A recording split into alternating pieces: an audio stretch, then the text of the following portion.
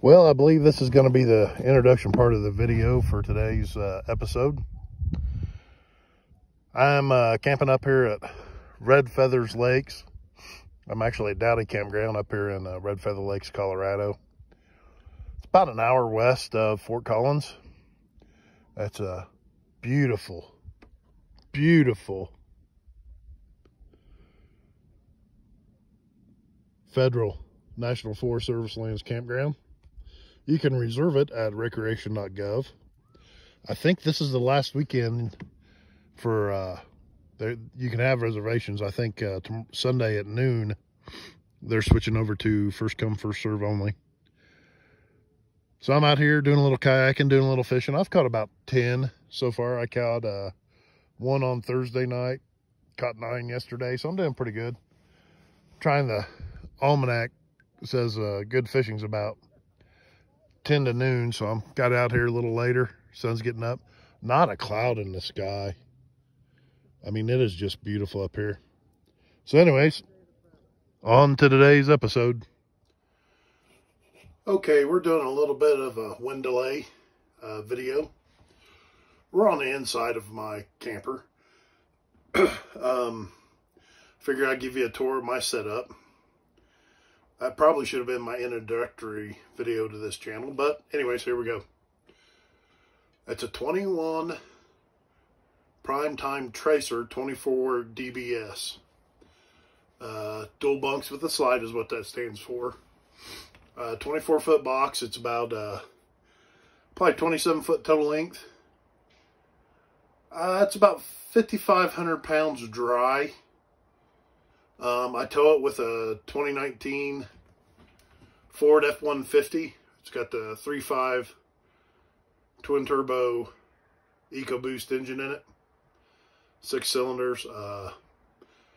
Paired up with a 10-speed transmission. I really like the truck. Got plenty of power. I pulled this up over Kenosha Pass.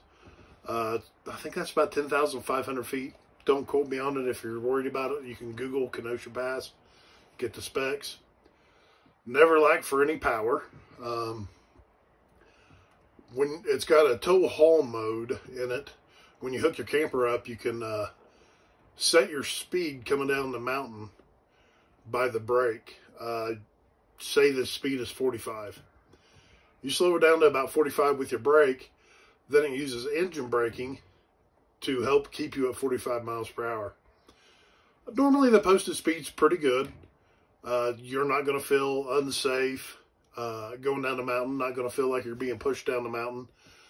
And another key thing, a little respectful, is you're not going to be holding up a long line of cars. You'll be holding up some till you get to a passing lane and they can get around you. But if you're doing the recommended speed limit, I mean, it's, just look for a place to pull off to let the faster cars go. And anyways, I think that's a pretty good setup. So the camper, a little bit about my background. I moved to Colorado in 2002.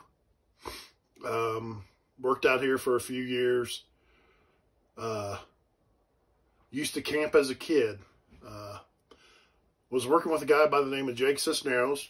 He's a good guy, great electrician. Still a friend of mine to this day. Him and his wife decided to go camping. So they went out and bought all the gear, and they decided camping wasn't for them. So I told Jake I'd like to try camping.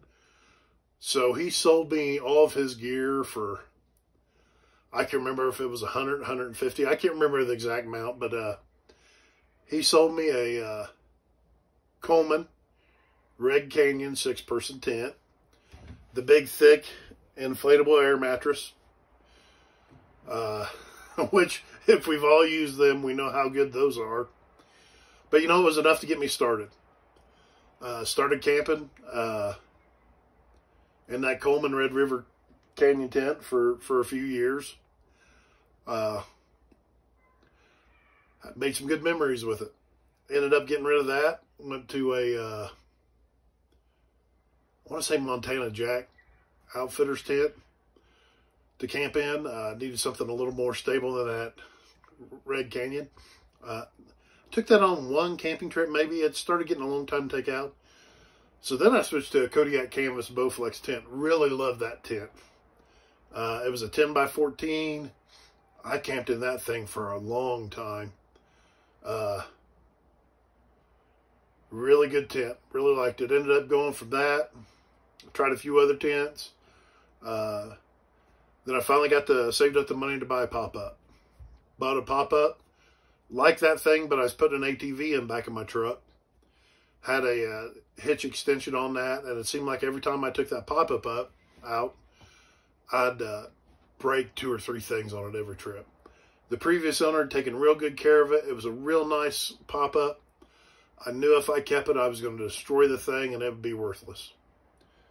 So I sold it, ended up getting a StarCraft Autumn Ridge Outfitters 17-foot toy hauler, so I could load my ATV in back. I think I probably had that 2 or 3 years, maybe 2. My daughter ended up outgrowing the bunk, and believe it or not, I ended up not taking my ATV as much. I think the last year I had it, I took my ATV out once, maybe twice in that thing. The rest of the time was normal camping. So I started researching the specs. I figured I'd go to a normal camper and put my ATV in back of the truck again. I'm right at maybe a few pounds over the actual cargo capacity when my ATV's in back with the tongue weight of this. But I figure I'll be okay because I only do short little trips with that. So anyways, it's not a concern to me. I know the tow police will have my ass for that one. Sorry if you're offended by language. If you're offended by language, you may not want to subscribe to my channel. I do use profanity, probably more than I should. And I'm not going to try and work on it. I'm 50 years old at this point. I'm set. Anyways, back to the gear. It's got a queen bed up front. We'll take you on a tour here in a minute. It's got a big U-shaped dinette. It's got twin bunk beds in the back. Got a real nice shower. As you can probably tell by some of the other videos, I'm a pretty big guy. I go about 6'3", about 300 pounds. I can fit in the shower in here amazingly. So, without further ado, sorry for the shaky video, but let's go for a tour of my 2021 Prime Time DBS, 24 DBS. Stepping in from the door, this is the queen bed. It's got storage underneath it, part of it. There is matching cabinets and nightstands on either side. Both of them have power outlets for charging phones. There's the little closet space. It's okay, not the greatest. One of the mods I'd like to do in here is I'd like to add a place to just plug the cell phone in so I can charge the cell phones when I'm dispersed camping. It's got the sliding doors, so I can just open the hasp, close them. Then if my daughter has friends, they can stay up a little later. It's got a TV mount, ceiling mount print for a TV. I don't think I'll ever put one in here.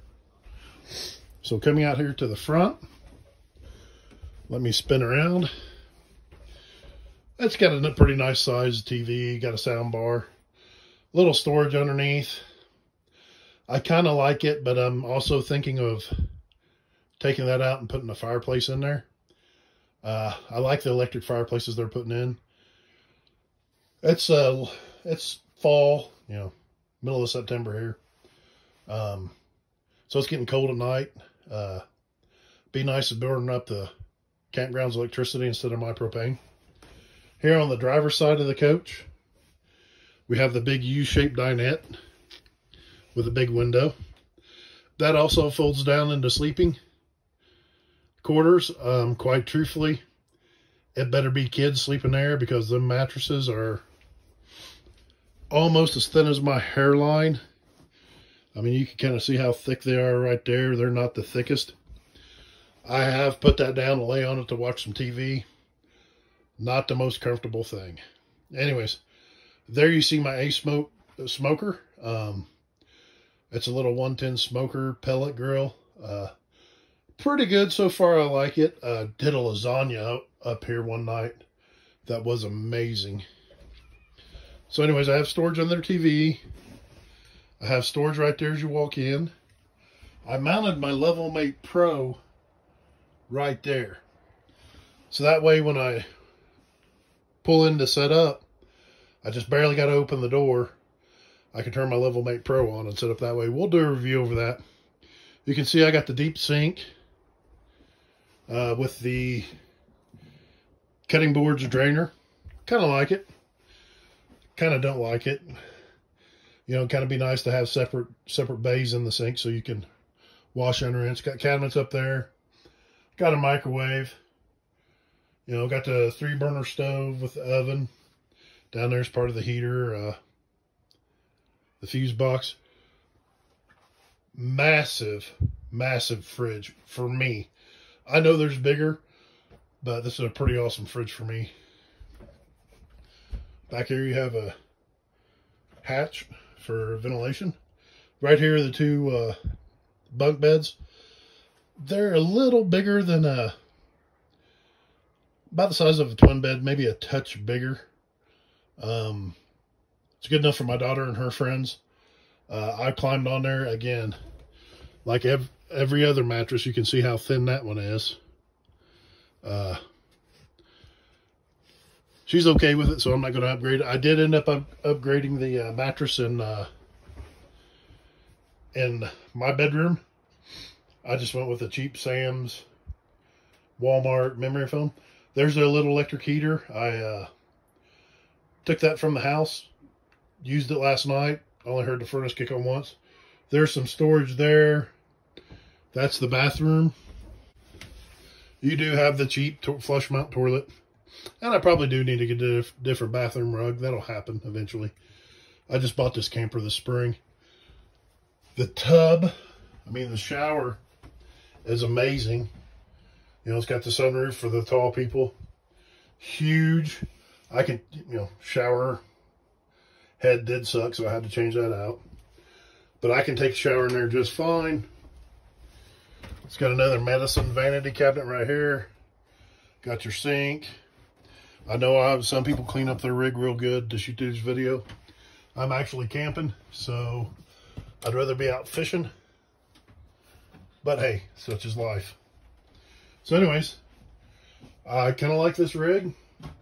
I think it'll suit me well until my daughter gets out of school and I go to a couples camper and start my journey. Hopefully we can show you the outside. Let me check on the wind. All right, we're going to do the outside. So a few things you need to know.